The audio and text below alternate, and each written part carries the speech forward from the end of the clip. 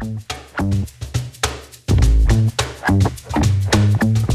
back for another episode of the All You Can Talk podcast. I'm doing this very posh today because I feel like it's necessary. It's probably not, but there we go.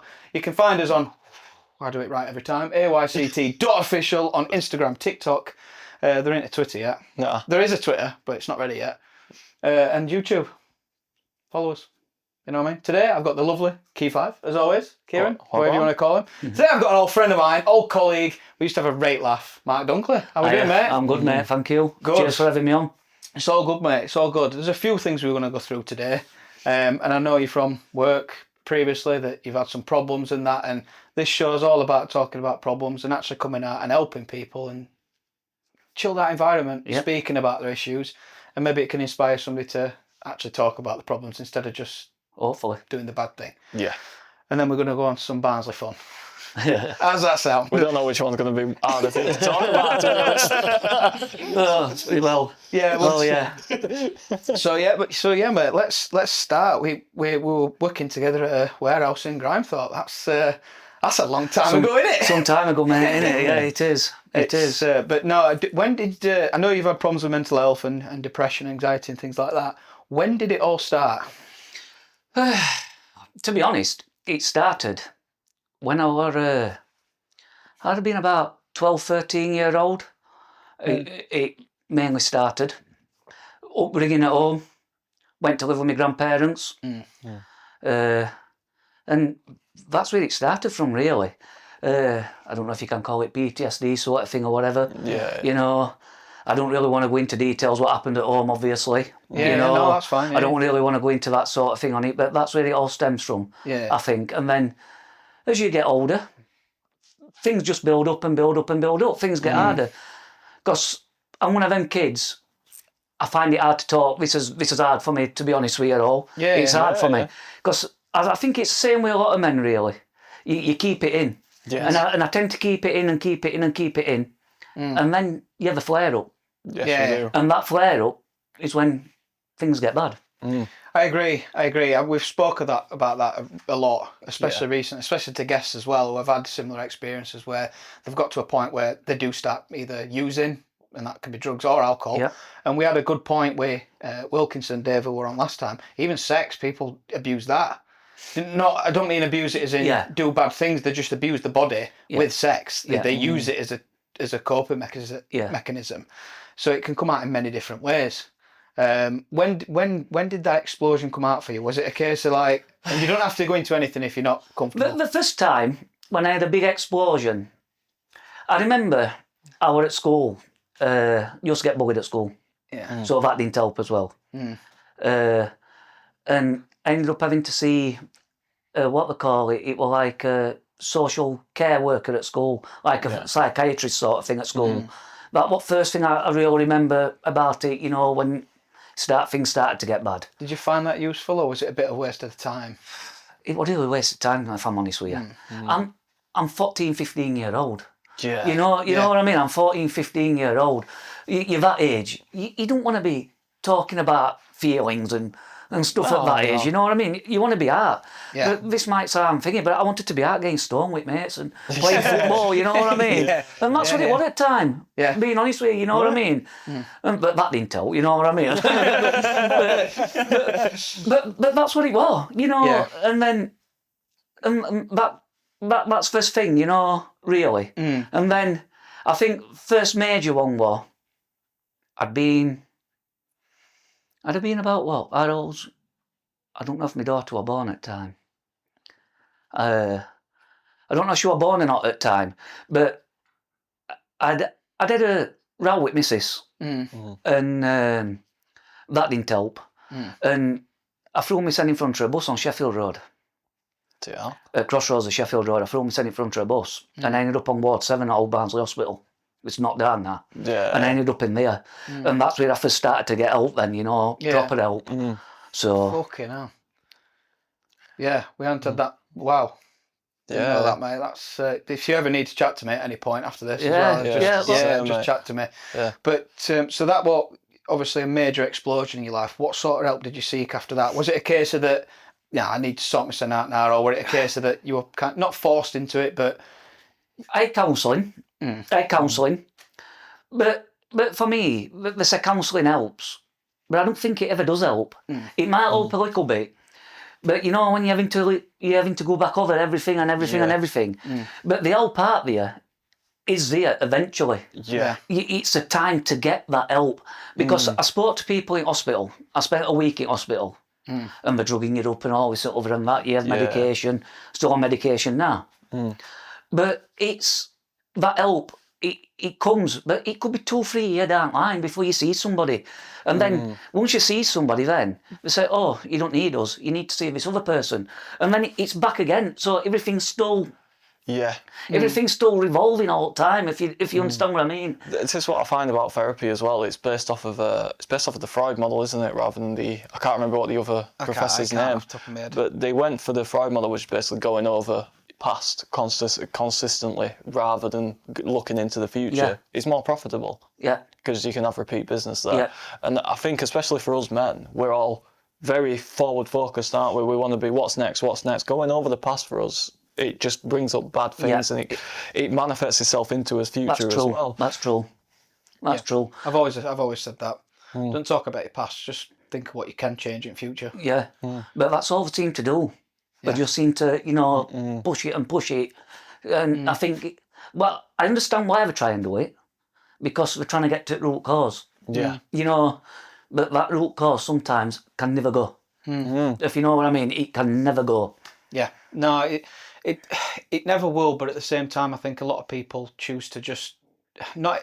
How can I put this without sounding nobody? They try and use it as an excuse to not do things. Yeah. Instead of getting up and actually trying to do something to help themselves. So they sit down and mope about, like we just discussed. Yeah. When you said all these problems that you're having, things that you've got to take care of. Well, I've just got to get on with it. Yeah. There's none of that with some people. They just like to sit at home and drink beer. Don't get me wrong, I've tried. But I turned to alcohol through it all. Yeah. And I was bad on alcohol, which I've explained to you before. I've done 2 detoxes off alcohol. Now I just have a drink on a weekend. I have a drink on a Friday and a Saturday. I might go a bit of it. I might have 12 cans or 15 cans on a Friday. Same on a Saturday, right? But I don't drink during the week. Yeah. I don't drink during the week. Yeah. And that has helped me. That has helped because I turned to alcohol. And don't get me wrong, I've done drugs. I used to smoke weed all the time and whatever. Yeah. And I've had harder drugs. Okay. Yeah, I've had harder drugs growing up. My friends become heroin addicts. I could have easily gone that way. I tried it. I didn't like it. Yeah. I didn't like it. And I stuck to alcohol and I smoking weed. And now smoking as well, just normal cigs. I ain't touched no now for 6 years. Yeah. I ain't smoked a cig now for 6 years or weed for 5 years, I think it is, maybe 6 years, same. Good. That's what we like to hear. It's recovering from things like that can really strengthen a person's position where they do know that they've achieved something. Yeah. Instead of just thinking it's all bad. Does that make sense? Can I ask as well, were you a weed smoker for quite some time? I first started when I was about 12. Yeah. Fucking hell. How did you actually find coming off that? Because there's a lot of people who, especially when they come off of weed or marijuana, they find it very difficult in terms of, because a lot of things happen in your brain. A lot of things start to change. A lot of things that have been numbed start to come back to the forefront. How did you find that recovery? The first few weeks were hard, to be honest. First few weeks were hard, but after the first few weeks, it was just all right. Yeah. It was all right, you know what I mean? And now I can't even stand smelling it. Smelling it now gives me a headache, makes me feel sick. It's weird. Because I remember wife used to say to me, get outside with that, it stinks. Because I never did it in front of my kids. I always went outside or stood at back door. I never did it in front of my kids. You know what I mean? That was one thing I never did. And like I said, and she also said, it stinks vile, that stinks vile. It don't, there's no there. But you get used to it, you know what I mean? Used to it. And you don't know, it's disgusting. Yeah. You walk around streets and that, and you smell it, it's like, oh. It's so open nowadays as well, isn't it? Yeah, I've seen people smoking it walking down here, and I'm just like, are you really that disgusting, boy? It's like, come on.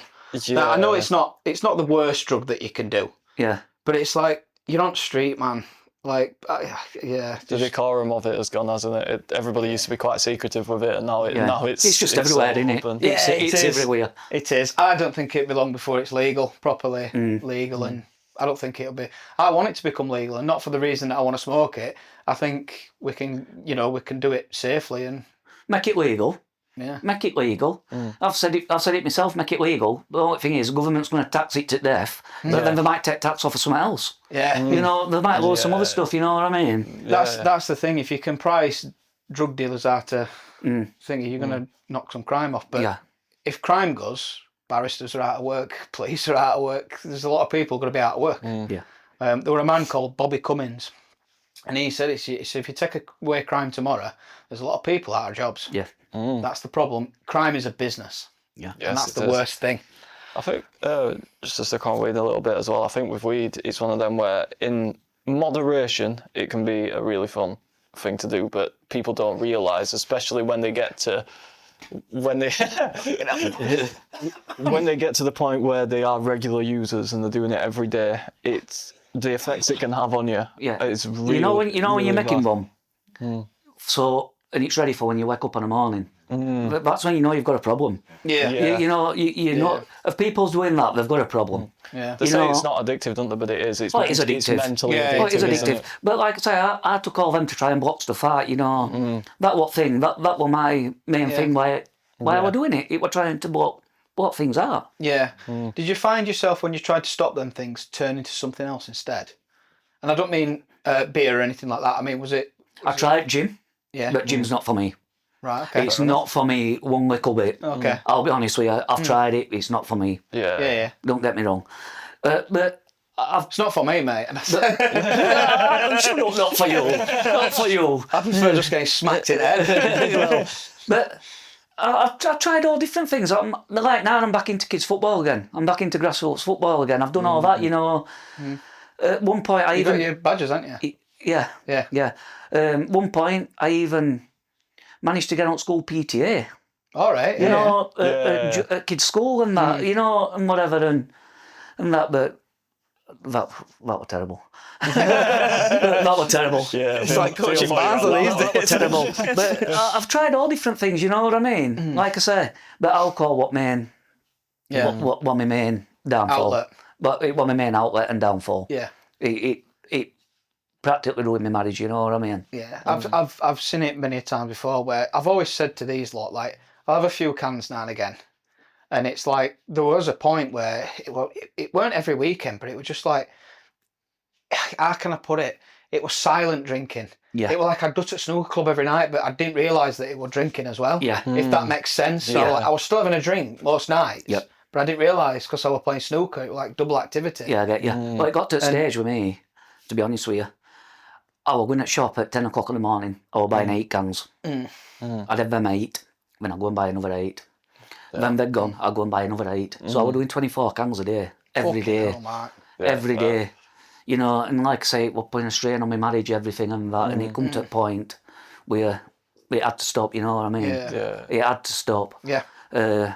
And I was fully sober for, 8 months after doing my last detox. I didn't touch a drop for about 8 months. And then it was just peer pressure from friends and that. Go on, everyone will not hurt you, you know what I mean? And then I was doing it, but I was hiding it from wife. You know, I was hiding it from her. On mints, you know, just to try and mask smell and that and things. And and then that puts a strain on, but then it puts a strain on your mental health again then, you know? Yeah.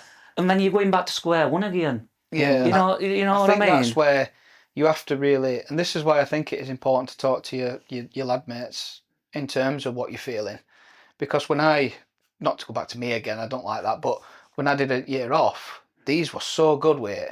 They were just like, don't drink, man. Just come to the pub. Just don't drink. Yeah, Just drink Coke. I think it's really important to have to know you have good friends around you. Yeah. So it can be very difficult. Like when you did that, there were certain people who that weren't. But we've all found when I stopped going out regularly, you lose a lot of friends, and they're not actually your friends. Yeah, the drinking colleagues. Yeah. That's it, and it's about knowing who your true friends are and having the right people around you. You can come to mine for a coffee any day. Yeah. You know that? These do it. Yeah. But going back onto it, when we worked together, and I had that episode then, And tried to do my sen and that. I must say, Countrywide were brilliant over that. You know, they were brilliant over that. Explain, I took letters in and everything and that, you know, and whatever, and they were brilliant over that. I can't fault them over that. But it's certain people to talk to who you can open up to. You know, it is. It's certain people you can open up to, because some will take piss out on you. Yeah. They'll take piss out on you, and then it'll get right to state, or it'll get other places. And I think that's a lot of thing why people don't talk, though, you know what I mean? Because you can say something to one person and it's safe, but then you'll say something to another person, and then 1,000 people know. You know, I know it's a bit over the top, but you know what I mean? Yeah. And it's like people who don't need to know, but then they know. And it's like, oh, fucking man up, you know what I mean? And there's no to way, take it piss, you're doing this and other. Because people see me, and daft as it sounds, happy-go-lucky Mark, because I've always got a smile on my face. I'm always bouncing about. You know what? I agree with that, because I remember when I moved up into IT with Gilpin. He's been on. I don't know if you've seen it. No, I ain't seen it with Gilpin on, no. Yeah, Gilpin come on. And Big Paul, he's meant him. He's still doing well as well. I'm still in contact with him. He's doing well. And I can remember I'd gone into IT and he went, "Hey up, fucking posh cunt." You were like, "Hey up, posh wankers here, posh cunt." I turned to him and I went, "Sorry, don't talk to the third world in here." You know what I mean? Because I used to, because there, like I said, happy-go-lucky. When we were working that, they left it up to me to do a Christmas party. They'll come down and they says, "Oh, your lads are having your own. See how many of us go in, and we'll book you a kitty and all this other." It wasn't me, because I did football, didn't I? I did last man standing and stuff. Set that up and everything at work. And I was doing all that, so when I used to scoop and TVs and that was it. I used to just knock on the door, take piss out on them and that, you know. And nobody knew any different. No. Nobody knew any different until I had that episode. You know, and it was... Do you think it is that happy-go-lucky thing? Do you think it's that mask? It is a mask. It is a mask. It is a mask, because you don't want people to know. You don't want people to know. It's like when we were talking earlier, and I explained to you, I was nervous coming on here today, and whatever. And I was just sat there this morning, and my eyes just started streaming. I started crying, and I said to the wife, I says, "I don't know what it is. I don't know if it's." She says, "Do you think it's because you're going on there today?" I says, "I don't know what it is. I can't tell you what it is." Yeah. I just started crying. You know what I mean? And it's. And people probably said Barnes results that Tuesday didn't help. People said men shouldn't cry, but men can cry. It's not a bad thing to cry. You know what I mean? Yeah. It's not a bad thing to sit there and cry. No, I agree with that.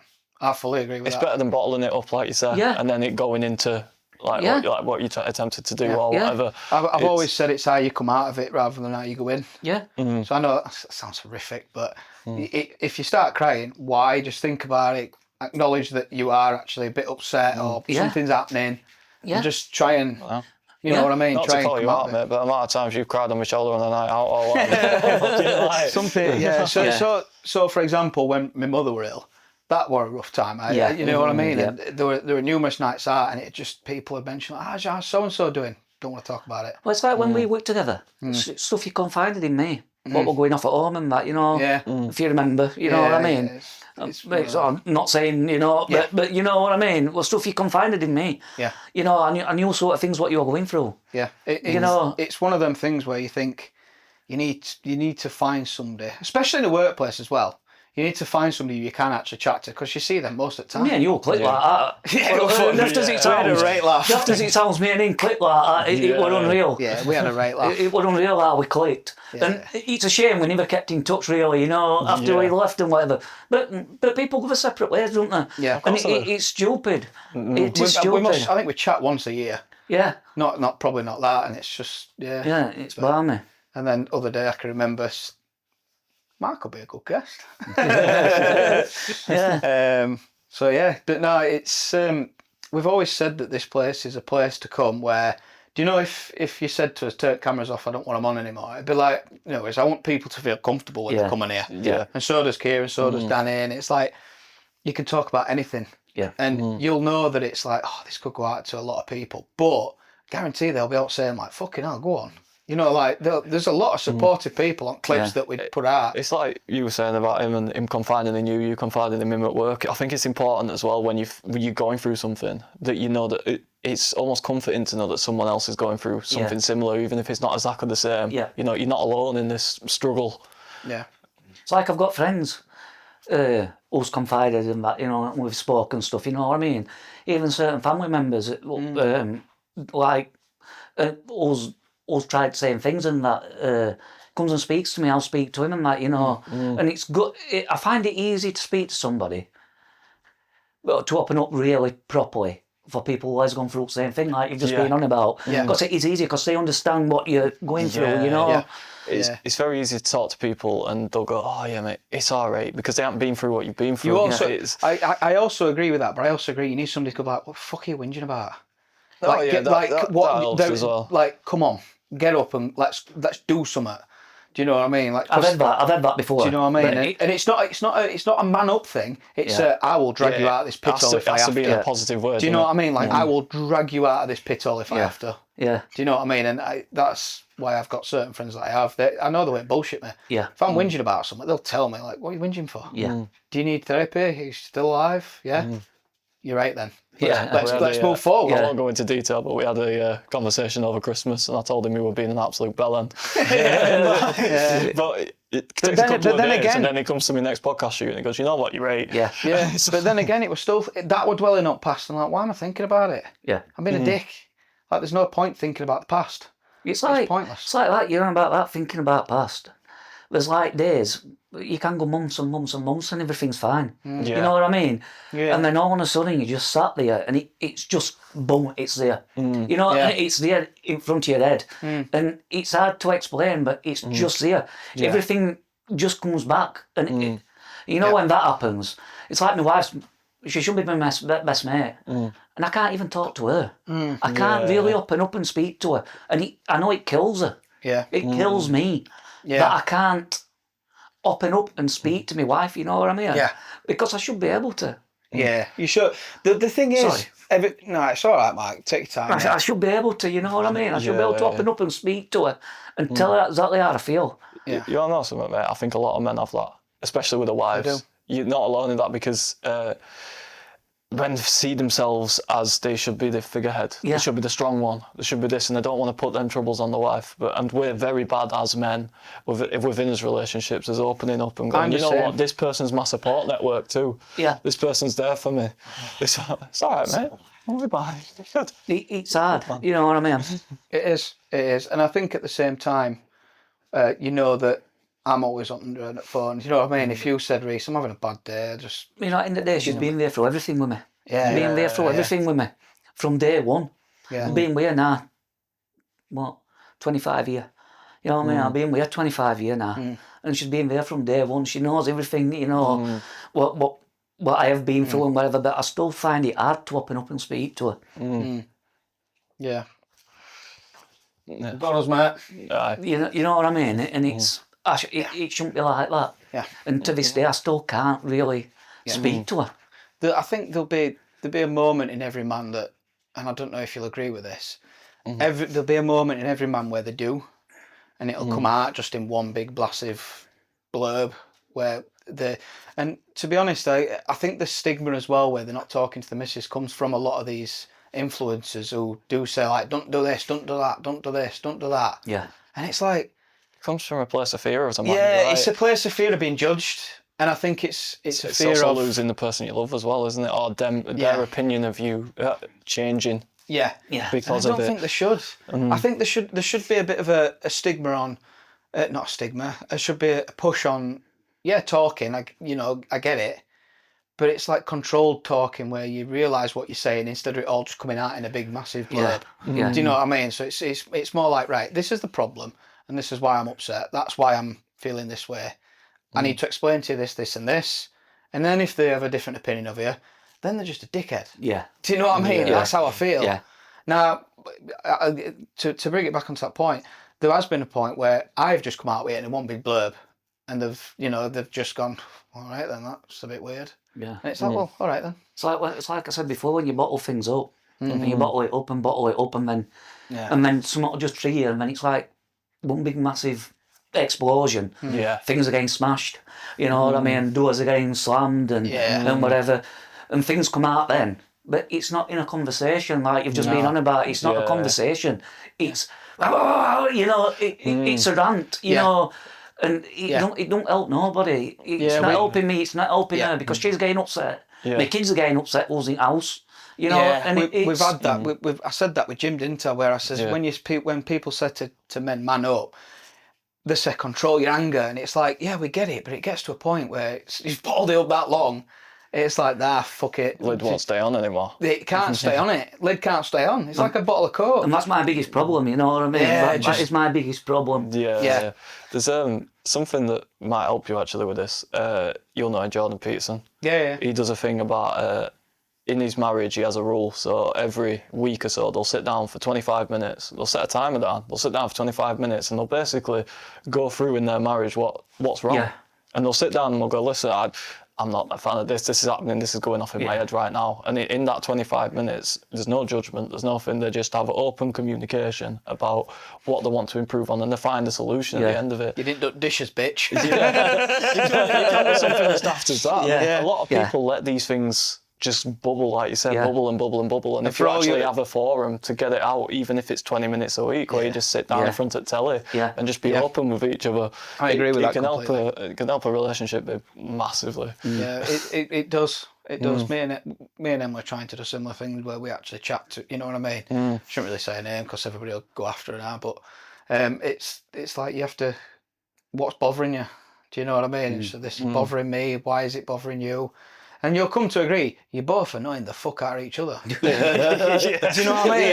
That's what it usually comes to. Then I've always said a relationship is two imperfect people not willing to give up on each other. Do you know what I mean? That's how it is. You know, nobody's perfect. That's why I think we've lasted so long, you know. Yeah. I think that's why we've lasted so long. There's always happy moments. Because there's relationships, what me and wife's been through, what wouldn't have lasted like this, you know what I mean? But these, like I said, 25 years we've been together. And it's a long time, you know what I mean? It's a quarter of a century, isn't it? Yeah. You know what I mean? It's a long time. 4 beautiful kids here. We've got 2 beautiful grandkids now, you know what I mean? And it's... That's family. That is family, isn't it? Yeah. Things should be up, you know what I mean? Yeah. Things should be up. I mean, it is getting that way, don't get me wrong. It is getting that way. Do you know what, Mark? I hope you don't mind me saying this, mate. I think you're a massive overthinker. I think you overthink things, and you're trying to not think negatively, but you try and put a spin on things, and you're trying to think positively. But in the back of your mind, like, but this might be wrong. That might be. You're a lot of might be's. Yeah. Instead of just thinking on what's actually right. Yeah. And I think that's where you're missing. I'm not trying to be a therapist. I'm just trying to think. I understand what you're saying. Yeah. I think that the situation in your head, you're spinning it. And you're not thinking. It's a skill that takes a long time to train. That is clocking when you're going down that path and going, catching yourself, going, hang on, no, I can't control this. Yeah, I do it all the time. Like I said, my last major thing was about 7 years ago when we were there. Yeah. So I ain't been doing that. What last time I tried to take my life, you know? Yeah. You know what I mean? That's last a positive. Time. That was the last time I tried to take my life. Don't get me wrong, things are still hard. Like everyday life's hard. Yeah. You know what I mean? Everyday life's hard for everybody. Yeah. And I understand that, you know what I mean? Yeah. But I just keep taking my meds when I'm meant to take and whatever. And like I say, I stopped with drugs.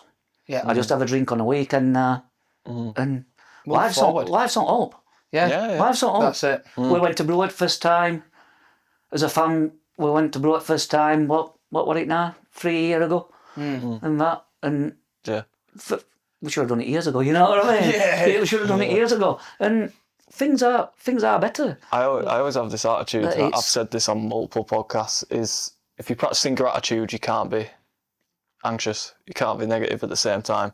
Yeah. Just whenever you're feeling like you're in a shit spiral or whatever, remember what you've got to be grateful for. Yeah. Life, kids, grandkids. Yeah. You know, I remember. Yeah. Do you know what I think it could help you? I journal every morning, so I don't write down like I'm feeling this, I'm feeling that. I just write down 3, 4, 5 things that I'm grateful for every single day. Yeah. And that sets you off on a positive note at the start of the day. So 5 o'clock, 5:30, I wake up. I don't look at my phone. That's a killer. I don't use that. until whatever time, like an hour after. Yeah. And I get straight in front of the notepad, right, what am I grateful for? What have I got to get done today? What's needed to be done? What's other positive tasks that could be done but can wait? Yeah. And then just move forward like that. And I think a lot of people underestimate the power of writing something down. Because, if you write something negative down as well, it's getting it off your head. Yeah. And then you can see it on there. And sometimes I'll write something negatively and I go, why am I worried about that? Yeah. Do you know what I mean? Like this, if it's not something I can control, I'm not worried. So that's how I see it. I think it could help you. Yeah. And I'd probably look into it and just maybe try it. I won't ever go at that, to be honest with you. It's about being grateful for the things that you have got rather than what you haven't got. If I were like that, I'd want a yacht every day. Yeah. You know what I mean? Yeah. Or a gold-plated doer. Yeah. But it's about the small things. Do you know what I mean? And that's why, I think about 3 or 4 years ago, so before thingy, and that's why I've turned to God and being Christian. I've really read Bible every night. Yeah. Because it's gratitude, it's grateful, and it teaches you some hard lessons. You know something? When I worked at Window Place, one of the lads I used to work with here, he used to be a bouncer in town, and he used to be he liked to drink and smoke and everything and all this sort of. One day, one of his friends said to him, "Come to church with me." Went to church, he's never looked back. He's fully into it, you know what I mean? Fully into God and that now. He says it's turned his life around like outright. Mate. The only thing is, he tried preaching to me, you know what I mean, and everything. I'm like, each to their own, not against it, you know what I mean. Each to their own, but that's something what's not for me, you know. I can't see my son doing it, you know what I mean. No, that's fine. I can't see my son doing that, but each to their own. I said that though. That's the thing. I said the same Do you know thing. what I mean? He turned before I did. To be fair, he turned to it, and then I watched the TV program, The Chosen, Right. and that's basically the story of Jesus' life or whatever, and that convinced me as well. And you are right. It's that. I don't know. It's having that. It's almost like a safety net for you. Yeah. And fair play, each to their own. Like some people go in a different way. I'm never going to preach to somebody. I'm just if because some people I know that they've read the Bible, they don't really believe, but they're like, that's a lesson. Do you know what I mean? And it's there's a lot of things in there that on my home screen every day, 2 are better than 1 because they have a good return for their labour. Yeah. It's true. It is true in friendships and in relationships. Well, one thing I remember about Bible is when I was in detention at school. Right? Old teacher, Mr. Manderson at Allgate, right? If you got detention... Oh, we're name dropping. Yeah, Mr. Manderson, we used to call him Commando Mando. Right? He was about 7 foot tall, and he used to walk around with chin out, like big moustache, glasses on. And if you got detention with him, he always used to make you pick a verse out of the Bible and you had to write it down instead of lines or whatever. You had to write a verse out of the Bible. Because back then, when we were at school, we got a little Bible grid, little red Bible. You got it when you started at secondary school at Allgate. I don't know if other schools did it. And but we knew when we got detention sort of Bible one out, and we knew what verses to pick, so what smallest verse, you know what I mean? Because it was like as soon as you could do your verse and that, whatever you write down and that, you could go, you know. So we used to pick smallest ones, but then he latched on then, didn't he? You know. But yeah. That's what I really remember about Bible, that, to be honest. We're doing that, you know. Yeah. I couldn't tell you any verses I picked now. I think it might have been... I think John was one at small ones. Is it John? John? Yeah. Something like that, yeah. Job's one at smaller ones as well. Job can be quite small. But yeah, I love Psalms, Book of Psalms, mate. That's that. Yeah, I like that one. But I know I never got detention. I was quite a good official, so I can't believe that. I can't believe that. What do you mean? I can't believe that. Honestly, seriously, from me knowing Reeves, I can't believe that. 100%. Yeah, I would have twat towards the end, but.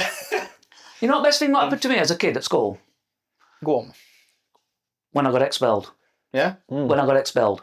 Right? And got some things what were going off as well, you know, with my upbringing and all this sort of and whatever, because I rebelled. Rebelled.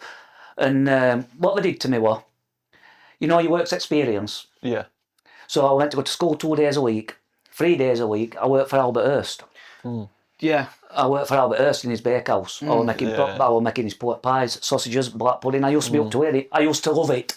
Yeah. Right? Used to be big bath. You know, best thing I can describe bath for you. Nursery, what a thing at nursery or infants. Oh, one of them, big plastic bath, and it used to be full of blood and all lentils and everything. I used to be mixing it up with my arms, blood up to it, and I loved it. Yeah. Right? From doing that, that's how I got my first job.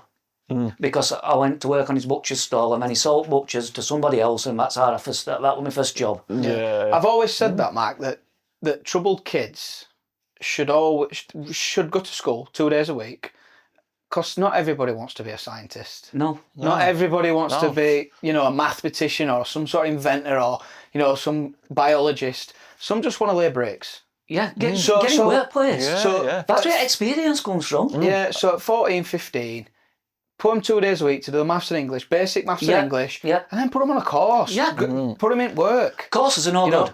Courses are no good. These college courses for bricklaying and all this other and whatever. Yeah. What's point in going to them, mate? Get on a site. Yeah. But the government's made it hard to get on a site. Yeah, they have. You've got to have these, you've got to have this thing, you've got to have that thing, you've got to have other thing. Yeah. When I were younger, you were on that, were it? Yeah. Yeah. Yeah, and I think there is a point for protecting the kid, because Health and safety. You know what I mean? Sort of Health thing, and safety. Health and safety is a lot different for kids than it is for adults.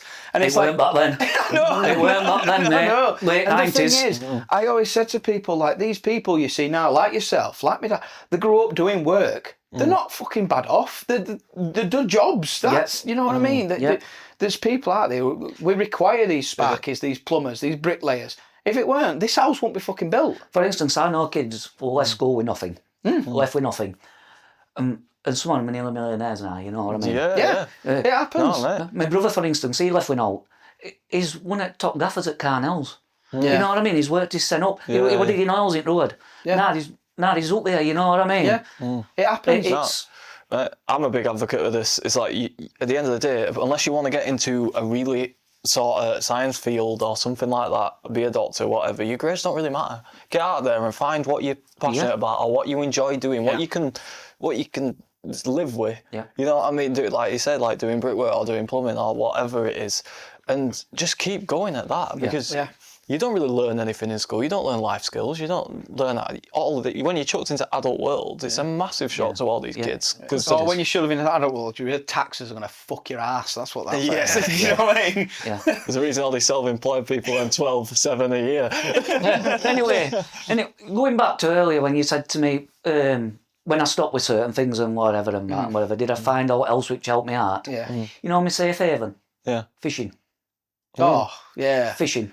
Yeah, it's not better. You know about, right? I go down to Oil Mill Pond, right, or wherever We'll I have to go. go someday. Yeah. I'd enjoy that. And I just go and sit there, right? I have radio on my phone or whatever, and I just sit there and I'll go at 6 o'clock in the morning and I'll leave at 6 o'clock at night, sometimes longer.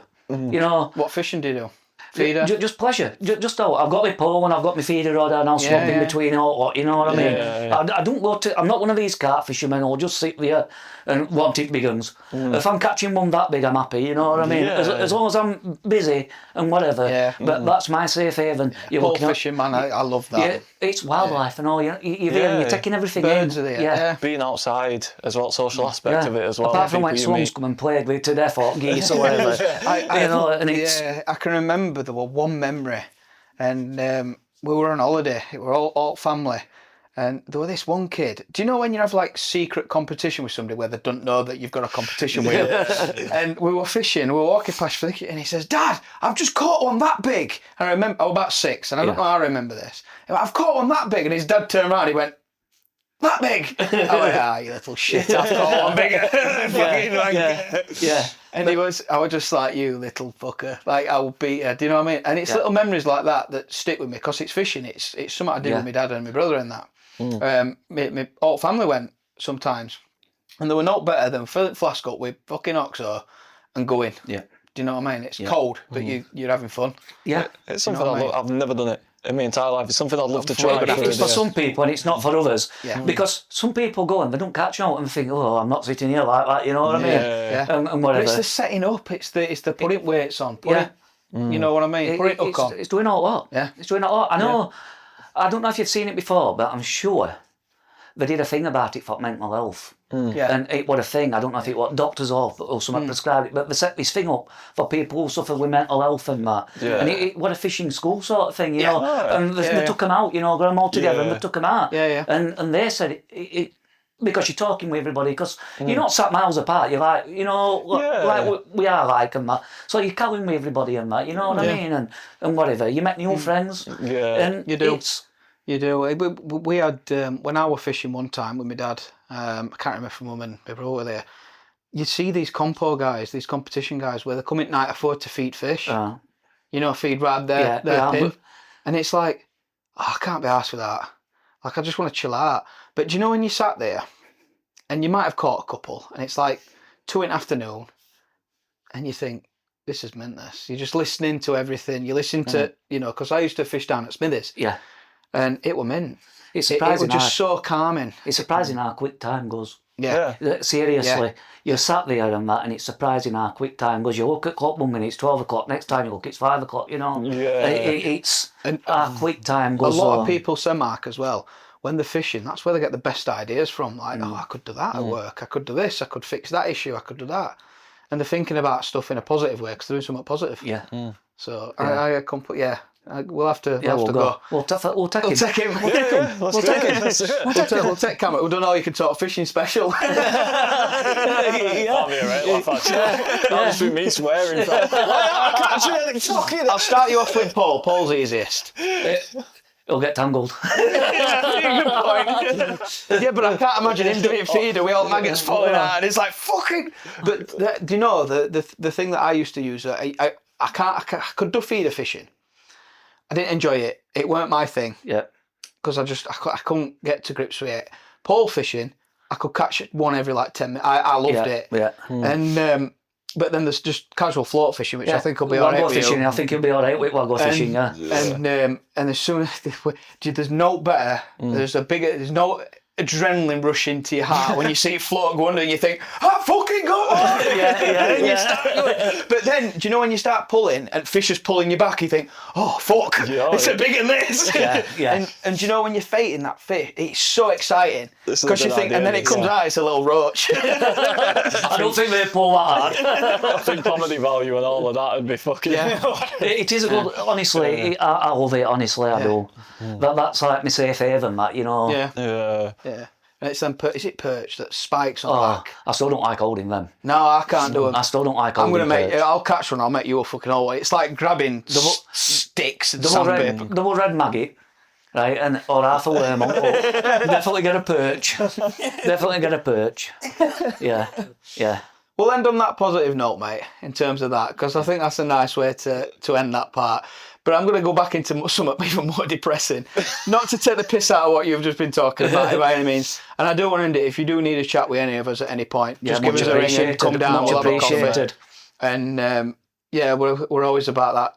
I'm going to say aftercare. It's not Jeremy Kyle. But just that afterwards thought, like, we will help people. And if somebody wants to come down, we still keep in touch with some of the guests now. They are friends and that. And if they ever wanted to... Do you know what I mean? I'm going to snooker with one in a couple of weeks. Yeah. You know what I mean? So, if you fancied it, just come over, mate. It's not a problem. Cheers. Barnsley. Oh, do we have to? Do we have to? Oh, dear. Yeah. Quickly. Go on. Right, me and him in the episode before have done from when we've been watching our all-time Barnsley 11s. Right. Can we read them out quickly, get you to rate them? Go on, then. You can pick which one's better. Go on, then. Right.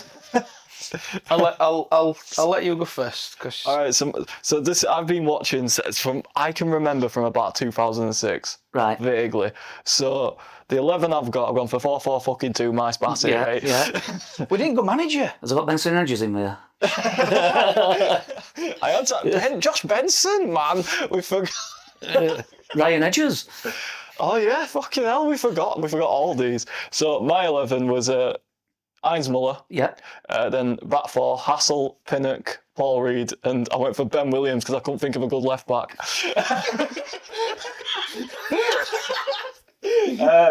I went midfield 4, Shuker, Butterfield, Howard and Hamill. Yeah. And up top I went Devante Cole and Paul Ayres. So I went, he's gonna like mine better. Yeah, I'm just saying, Heinz Muller, Bobby Hassel, Paul Reed, Alfie Mawson and Paul Eckingbottom. So I went in the centre, Martin Devaney, Brian Howard and Howrahan and Hamill. Up top I went Istvan Ferenczi and Sam Winnell. Ferenczi? Yeah. Do you remember Frenchie? Shut I up. remember this down French, yeah. Oh, come on. Yep.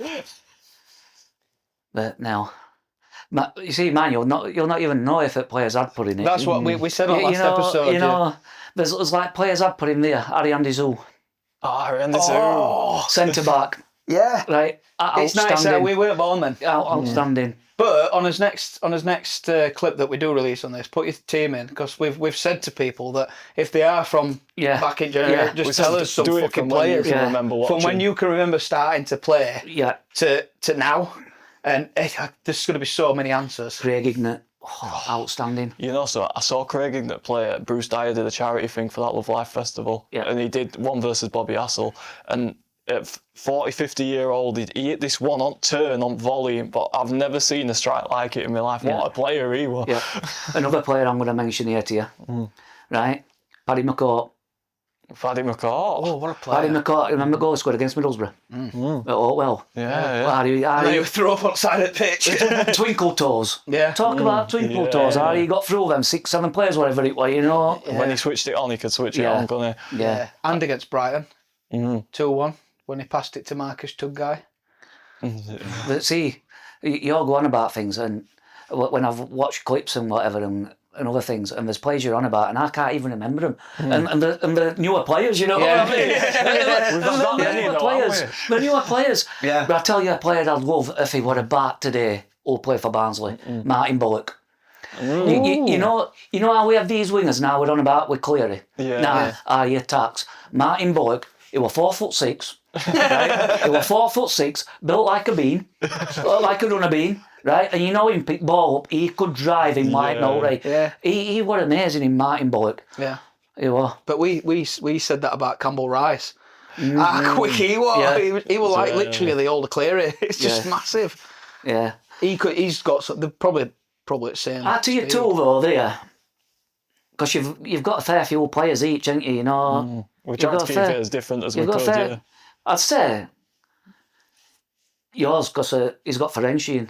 No, Thank you. I'd say yours because he's got his Stan Ferenczi. But yet again, he's got a better midfield. He has, yeah. He's got a better midfield. But for me, it's Stan Ferenczi. For me, at that time, it's got to be Sam Winnell. I know I did dirty on us and everything, but I think he's one of the best for us we've had. Yeah, he is. Yeah. Seriously, I think he's one of the best for us we've had. We started talking about Jason Scotland and Chris Dangle and that. Scores when he wants. So it's like, fucking Dick and Bollocks now. Yeah. I'm not interested. We'll be alright on this couch over here. That's fine. But we've had some good players over the years. We have. We've had some brilliant players over the years. I mean, it's just keeping hold on them. What do you think currently? We're 23 games in. We could do an half-season preview, to be fair. How we started, I thought, how we started. And then, I don't know. There's something must have happened. Yeah. For me, something's got to have happened behind the scenes or something. Yeah. They're not liking his style or what, I don't know. Because I don't know what he's changed, what he's done, because how we started off was unreal. Yeah. Yeah, I think teams worked us out very quickly, and I think the football in League One should be simple. Yeah. They are not Premier League players, and I think a lot of his I think we mentioned that in his last clip, where his style is probably suited to Championship, Premier League. Yeah. You look at how we played against Liverpool. Yeah. We look brilliant, didn't we? Yeah. Exactly. I mean, everybody knows about Cleary now. So they're putting 2 or 3 players on him all the time. Yeah. Right? They're putting 2 or 3 players on him all the time. Just switch it up. Just switch it up. I think since O'Keefe's been back, I think it's amazing. Where's he come from? I can't believe it. Where's he come from? I had him as one of our worst ever players. I really did, as a terms of the defender. And I saw it. I saw what he could do. So I knew, like, he's got a I'd winger. never seen him as a winger. Yeah, that's what I thought. And when I saw him playing wing, everybody was like, what the fuck is he doing? He's lost plot. And I'm like, O'Keefe on wing with no defensive responsibility. Wank me off, Jeffrey. Do you know what I mean? Like, give me that. Yeah. Do you know what I mean? Because where he's playing O'Keefe, he's not playing as a wing back, is he? Sort of thing. You know what I mean? He's playing he's getting wing. that freedom, like, got Cleary on left, him on right. Yeah. And as an attacker, I think he's brilliant. You know what I mean? But he's been doing defensive stuff, though. Yeah. You know, it's been... Yeah. I think he suits being a winger more than a right wing back, because I think he's got some defensive responsibility, but he's not the last man standing. Yeah. Like if you get past him at right wing back, there's nobody else behind him to pick up. Whereas he's got Tenai Watson, who I think's amazing. This is why been a good I was signing. really confused against Cardiff why he went back to a back four. I was really confused as to why he did it, because tonight behind Corey as that third right hand side sort of centre back was being brilliant. You know why I think he did it? Go on. Because Shepherd, Cleary wasn't even covering. Yeah. Cleary don't get back enough to help our defence, right? If he's playing up there on that side, you've nobody else on that side. You know, so you just got Shepherd isolated all the time. Yeah. Which we were on about before. You got Shepherd isolated all the time. You know, first goal come back, you see Shepherd, the first goal Cardi scored. Yeah. You see Shepherd like that at Cleary. Huh? Where were you? You know, because if you watch it back, Cleary just stops. Yeah, he does. He just stops. Do you think? I think that might be a little bit in terms of pressure on a 21-year-old, and I think he's learning, and I think he's played every game for like. He's a striker, isn't he? He's not. I think as well with Connor, with system he were trying to go for. I think in back of Cleary's mind in that situation, he's been told stay in that half space for counter attack. So he's like, I can't go there. I can't trap my runner there. I think it might be worth trying him at middle, mate. You know, Cleary. yeah. You know, it's centre. I Pick ball up and run it. Then he's got all freedom. Maybe a number 10 sort of thing, behind this lone striker or whatever. Yeah. But you know, this is a hot take. This is a very controversial take. But I will knock you out. Hot potato, innit? Yeah, I thought you were going that 6-7 bollocks. I thought somebody I was going to throw hands. But I think we'll be miles better off without Keeler Dunn. I'd say we are Connell. There's a few players I could pick out, you know. But to caveat that, if we're going to spend the $5 million that we're going to get for Dunn, we need to spend it on a fucking good striker. But the thing is, Dunn's going to go last day at window. Yeah. Right? He'll go at 10 o'clock at night, 9 o'clock at night, and we can't get nobody in.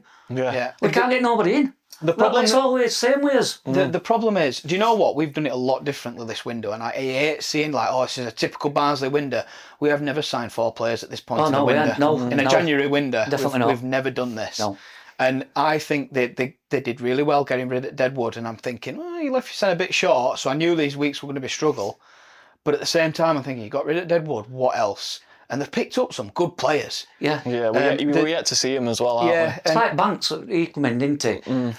I mean, have you seen the interview what he did? Blackpool manager. I didn't see it, no. Watch it. Watch it, right? What he says about him. He says, I've come in, not against kid, but he don't fit into my system. Yeah. And that's why we weren't getting played. Yeah. Beforehand, he was getting played with other manager. Yeah. And he was working for him. He got his goals and a couple of goals and that. Yeah. But Ian Everett says it's not against the kid himself. He says, he just don't fit into my system. Yeah. You know, and that's the thing with certain managers, isn't it? You know, they get players in and then they get pushed back. Maybe that'll be that switch up you were talking about where Cleary's having 3 on him. If he can play on the other side. Yeah. And then create that. Have you seen the highlights on Scott Banks? Yeah, I have.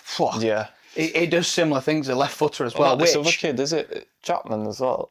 Lennon. Yeah. He's one for him. future, like he never saying, but the thing is, I like look at him, and do you know all these people are saying, we've signed these from non-league. So where Cleary comes from? He won't play at Hartlepool. Do you know what I mean? And I know the National League level ain't far away from us now. It ain't. Not with money what's getting spent down there and that. York have just splashed 500 grand. I'm not being funny. You could put Barnsley at National League with our budget, right? And we won't have the highest budget in that league. No. No, with some teams. Now, it is scary to think about. I think we need to sell one. I think Dunn will be one to go. I think Dunn will go. And I think it'll be financial. I think it'll be 4 or 5 million, and I think we'll bring. a couple more in. Now, Connor's just said in an interview with Doug O'Kane at Chronicle that he's not looking to bring any more defenders in and is looking to loan Gent out. I was just going to mention that, but he's stopped that, hasn't he? They've stopped it because of Earl's injury. And I think that was scary because I think Gent's one of the best left backs we've got. Yeah. You know what I mean? I think he's much better defensively than Ogbetter is. And I think if you're like I've said before, if you're tired and you're at right back for opposing team and you've got Scott Banks there, you've got Gent coming on, you're gonna think, what the fuck, lads? I'm knackered now. Do you know what I mean? And you've got to bring them players on where the opposition's going to go. We've got talent in this squad. But these talented squad. But for me in training, I don't know if you'll agree with me or not, but it needs to go back to basics. Learn how to pass a ball. It's like we can't pass a football. Yeah, I think what he needs to do is stop trying to play a system that will clearly not work with League One players. And I get these are very good footballers, but at the same time, League One's a simple football game. Yeah. It's not. I don't want 60% possession. And I love ball. Do you know what I mean? I love the ball. I always have done. When I've been doing out boat room and out coaching and all that, I love the ball. But at the same time, League One ain't about that. I don't care how much at ball we have as long as we take points. Yeah, and that's why. And that's why I disagree with a lot of fans when Val were in charge. Like, we don't get ball down. I don't give a fuck. I want that ball in there. I want that ball in that net as quick as I possibly humanly can. But I've noticed over the last 3 or 4 games, even longer, ball gets to defence. Shepherd can't pass a ball. Connell can't pass a ball. There's a few in team. It's like ball comes to the feet and they're scared. Do you know what? They can't make that simple pass. Or if they're trying to make that simple pass, it's going out of play or it's going to one of their players. It's breaking lines for me as well. It's difficult for Shepherd at times because midfield won't show in them gaps. So he can't play that ball that he's very capable of doing it. But it's not on for him. Everyone's just going, all right, clear it. Everything's clear all the time, isn't it? For me, I think Connell slows it down a bit too much. You saw that against Cardiff. And I think Kelly's much better in there. And I think Kelly's more signing his business. Kelly's much better in that box-to-box role. I think Bland can do defensive work. Yeah. And, Phillips I think he's a good number 10, but I don't think he's a number 10. I think he's more like a number 10-7. He's an 8. He's a weird... Yeah, but you've got Bland and Kelly in that double pivot, and then you've got like a Phillips who could just float in our space. I think that works. So anywhere 25, 30 yard out, just let Phillips have a go. Yeah. Just let him have a bang. I've noticed that with us, we don't seem to be having shots at long-range efforts, you know what I mean? Yeah.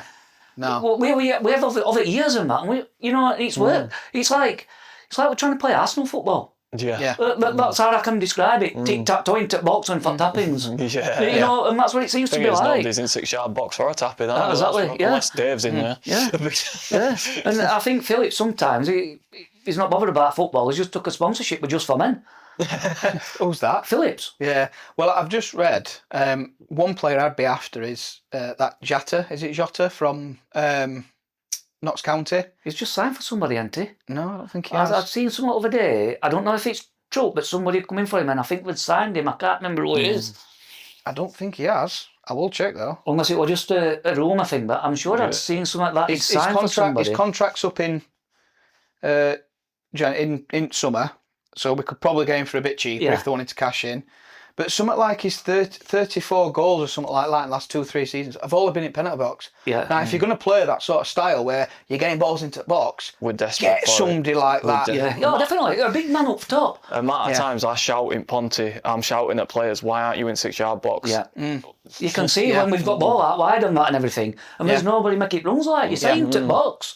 They're all standing outside and wait, and then it goes back again. Yeah. So I think so far, do you know what? I'm going to be really harsh, and if I were going to rate it out of 10, I'd probably get it a 5. It's a 5. Yeah, I'd go about a 5 up to now. Yeah. Do you know what? I think it could be worse, but it could be a lot better. Yeah. And I'm screaming for him to just stop making these stupid decisions. Make it simple. And I love Connor. Don't get me wrong. He's going to be a good. He's going to be a good coach. And I think he will get to Premier League as a coach because his style is suited for that level. Or maybe top end at Championship. It's just not for League One. No. League One's more do you know what I mean? Get ball up and just run and fitness. Well, it proves that. Look at teams we've come up against over the last few months and whatever. They don't play football against us half of them. We're only Cardiff overnight was playing football. Right? All others, it's ball in behind all the time and they're running on. Yeah. And it's worked for them against us, you know what I mean? Yeah. Swamp box. That's how Stendhal did it. Played a really aggressive, vertical, direct, but it weren't tippy tappy football, but they could pass it as well. Yeah. But they knew when to just get it out, get it up there. But then you got to think we had big fuckers up top like Kiefer Moore. Who could wrestle. Yeah. Do you know what I mean? And it was 4-4-2. It was simple. It's like it was exciting. It's like now the game ball at back and the umpick ball forward, hoping Keeler Dunn's going to read it. Yeah. It's like that's not happening, is it? Right, Reece, I'm going to ask you to ask the question. Yeah, so we're going to leave the Barnsley thing there. So we're an hour in, believe it or not. Really? Yeah. That's gone quick. Every single, I'm going to make a compilation at the end of this year where everyone, when I say we're an hour in, they go, really? So unreal, isn't it? I'm going to ask you a question. Answer it in any way you want. I've asked every single guest this. How do you personally define a good life? A good life.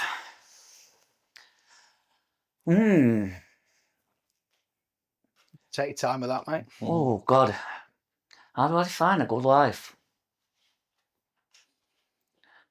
At minute, I think I have got one. It's being around your family, loving your family, and being loved back. As long as you're loved back, that means you're doing something right. And I know deep down, each one of my kids love me back, 1000%. You know what I mean? Beautiful. And I know my grandkids do. And as long as they're happy, that's what keeps me going. So that'd be my definition on it, to be honest. It's beautiful, that, mate. Beautiful. That has been an episode, mate. That has been an episode. So, we are the All You Can Talk podcast. AYCT. .official. Whoa. What? Oh, you have to make the sound effect. Yeah. Fucking hell. AYCT.official. Do you know what? Danny's going to be watching this back going, fucking get on with it. Been AYCT.official on every single platform. If you're on TikTok, come over to YouTube. If you're on YouTube, come over to TikTok and just love each other. I think that's as simple. We're all here to love each other. Can I just say something? Go on. What I think would be good for you to do is just put some things up for mind. Yeah. And you know, mental health charities, if you just put some of them in, I think then people know what to contact. Brilliant. Yeah. Bob on. That's all you can talk. Thank you very much. Thank you. Pleasure having you on, mate. Cheers, thank you. Peace. See you next time.